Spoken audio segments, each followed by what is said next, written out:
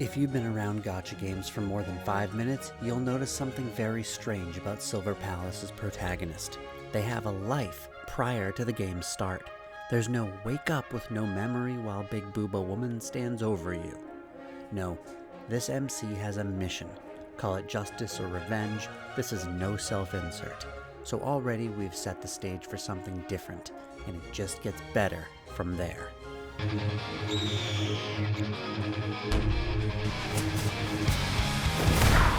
Now let's go over everything we know.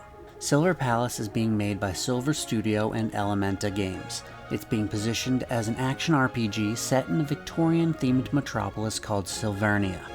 The visual pitch is Victorian noir, gas lamps, cobblestone streets, ornate architecture, mixed with something stranger. Reality, the developers say, blurs with fables. If that sentence sounds weird to you, hold on to it.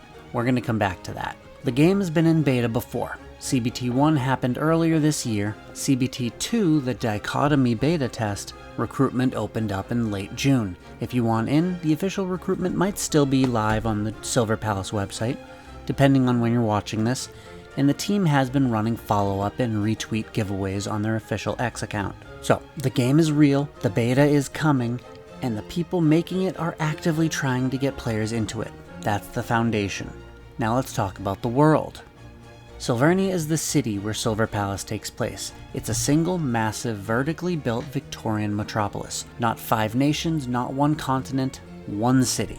The whole game is built around the idea that the city itself is the mystery. The aesthetic is what you get if you took Sherlock Holmes, gave him a glowing reactor mounted to his back, and dropped him into a world where people running around the city are not what they seem. And about that fables thing, the developer has been very clear that Silvernia is populated by something called Fableborn. The official High Piers lore post, dropped in early June, says that High Piers, the gleaming, prosperous, crowning jewel district of the city, is the place where residents host celebrations and indulge in luxuries while turning a blind eye to the non-humans disguised among them. Non-humans disguised among them. So Silvernia isn't just a city. It's a city where non-human beings are passing as citizens. The high society knows, and nobody's saying anything about it. That's the world you're walking into. The protagonist of Silver Palace is a detective. They're referred to in the official material as the detective, and the male version goes by the title The Raven's Beak, and the female version goes by the title The Raven's Claws. Same character, 2 presentations. If that name sounds Norse to you, yes, it's the Raven motif. And yes, it's deliberate. The character is canonically named Munin. In Norse mythology, Munin is one of Odin's ravens. The other is Hugin. Together they fly around the world and bring back information to Odin. Memory and thought. Information gathering. That's what a detective does. The detective isn't starting from nothing. They have a purpose, a history, a wound to answer for. Silver Palace is telling you up front, this character has an opinion, a past, and a target. Whether the full game delivers on that promise is something we'll see, but the framing is already different. About the combat, here's what we can pull directly from the official trailers, beta, and Anime Expo demo footage. What these show is a fast, parry-heavy action system. There are perfect dodges, there's an ambush mechanic that triggers when you swap characters in, teams are of 4 characters, combat is real-time, not turn-based. We also know the characters' core identity systems. Each character belongs to an identity class, has an elemental affinity, and a combat style role. The 7 elements are Ignis, Glacies, Fulmin, Gravitas, Radiato, Ferrugo, and Alba. Fire, ice, lightning, gravity, radiation, iron, and dawn, purity, light. These are all the general meanings of the word Alba. The combat style roles are Striker Output, Resonator Output, Break Oppressor, Combat Vanguard, and Survival Healer. That's the bones of the system. We know how many of each there are, we know they exist, we do not yet know what each of them does in practice. That's CBT2 territory. So what powers all of this? a substance called Silvernium. The official pinned post on the Silver Palace X account says this: "Human relations are like Silvernium, ever-flowing, ever-changing. Yesterday's foe may well be today's friend." Silvernium is the magic system, the economic system, and the political metaphor for the entire game. Silvernium gets converted by something called reactors into the 7 elemental damage types. The attribute identity menu calls it an unstable radioactive material. It powers the city. It probably powers the plot.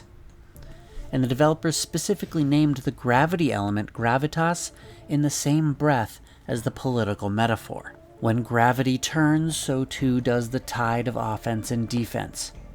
That was the trailer line. The element isn't just a damage type, it's the lever that shifts allegiances.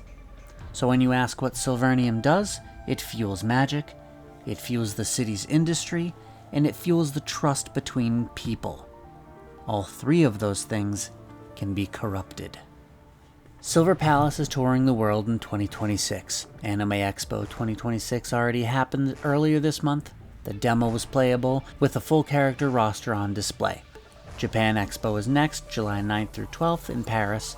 Bilibili World, Firefly ACG Expo, Anime NYC, Gamescom, and Gamescom Asia are all on the schedule. If you want to try the game before launch, the CBT2 Dichotomy Beta test recruitment is open now. Follow the official Silver Palace X account for the latest deadline, extensions, and giveaway mechanics. The Content Creator Program is also live. If you're a creator, the application is on the official site. The point is, this is not a game that's in vaporware limbo. There's a public beta running. There's an expo tour. There's a creator program. There's a 2 million pre-registered player milestone they announced in May. The game is actively in development and actively in community engagement mode. So what is the game actually about? The official materials give you 3 threads. Thread 1, the detective's sibling was shot. They're presumed dead as of now, but that's a narrative choice that's open to change at any time before the game's official release. But anyway, the detective's back. They want to find out who did it and why. Thread 2. There was a great disaster in Silvernia. The official account calls it an industrial accident at a Silvernium refinery.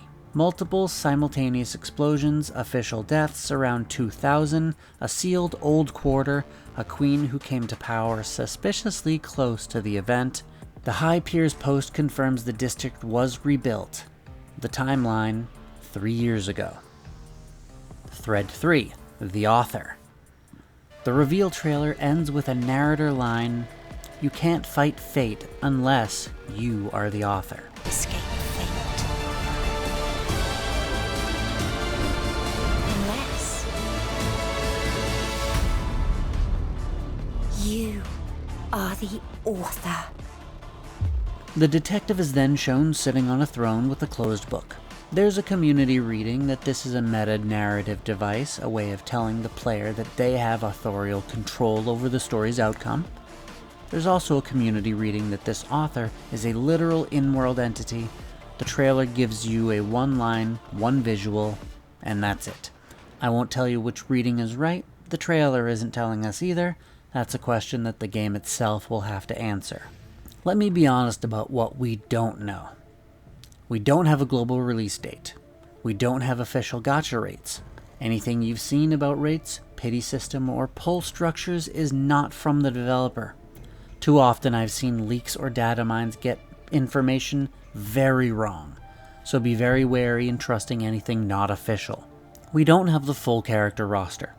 9 named characters are confirmed to be playable: Moonin, Cinderella, Cynthia 2, Red Rose, Alf, Furtho, Lauren, Bentham, and Argos are all in the running. Several more have been shown in trailers, but the names of those are not yet known. Keep an eye on their official X page for more character reveals as the beta release gets closer. We don't have confirmed weapon gacha yet. There's a gear system called Riddles, but the specifics, drop sources, rarity tiers, set bonuses, aren't public. We don't have official per character kits. Some were briefly visible in the Anime Expo demo footage, but A, they don't give us numbers or anything, and B, they are subject to change. Until they announce the kits on X or their own webpage, or release the game, anything can change. What we do have is the official trailers, the official X posts, the attribute identity menu, the confirmed character roster names, the world structure, and the beta. Look, I'm not going to tell you Silver Palace is going to be the next Genshin or Wuthering Waves. I don't know that. Nobody knows that. What I will tell you is this. The developer is doing something very specific with the framing, and something downright ballsy. They're not selling you the typical fantasy cliche. They're selling you a noir-style detective story, complete with intrigue, deception, a city full of secrets, and non-human residents. Also, the protagonist has a defined mission. The magic system is also a metaphor for trust. And the ballsy part? As evidenced in the trailer, which shows the female detective dancing extremely close to a character named Red Rose, this shows that Silver Palace is willing to go against the grain and show things that, let's just say it, their country's censorship laws no doubt aren't thrilled about. They aren't playing it safe. They're willing to push boundaries to tell the story they want to tell the way they want to tell it. And be you a fan of Yuri or not, that's something you've got to respect. For a long time we had games trying to fit into the same gacha molds to try to emulate the success of games like Genshin. But now, finally, I think we're starting to see a new generation. Games that are trying to strike out on their own and make an identity that's all them. And that's great to see. But with all that being said, I'm gonna fly. I'll see you in the next one. Bye.